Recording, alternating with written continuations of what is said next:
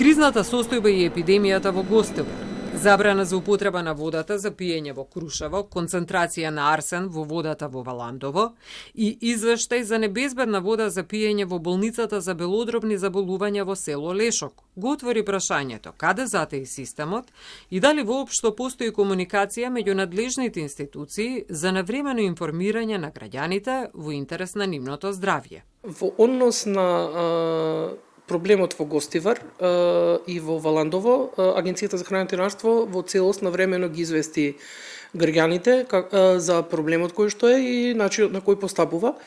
Во однос на пренесениот извештај од добиени резултати од болницата во Лешок, Агенцијата за храна и ветеринарство се уште не е известена од надлежниот Центар за јавно здравје во Тетово за добиените незадоволителни резултати. Во континуитет имаме добра соработка со Институтот за јавно здравје и Центрите за јавно здравје во Скопје, Прилеп и Велес. Но тоа не е случај и со Центарот за јавно здравје во Тетово и тоа трае подолг период, вели Јошевски. Ние во неколку наврати интервениравме со известување до нивна страна и очекуваме веќе да се придржуваат на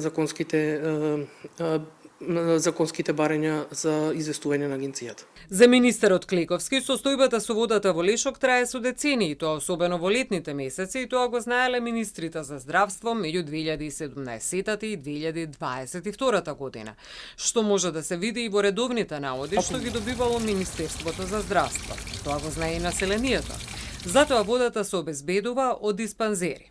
Во однос на комуникацијата меѓу надлежните институции, Клековски состав. Каква е меѓуинституцијската комуникација? Познато е во Македонија дека ресорите имаат проблем во меѓусебните комуникации. Во моментот директорот на Центар за јавно здравје е максимално респонзивен и одговара и соработува по сите прашања што јас како министр или Министерството, без разлика кој дел од Министерството, ги бара.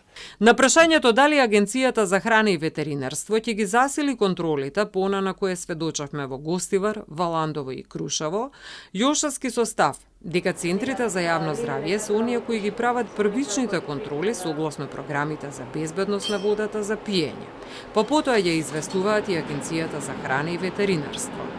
Центрите не го проверуваат само присуството на Ешерихија коли и ентерококи, туку и присуството на тешки метали и параметрите кои се предвидени во правилникот.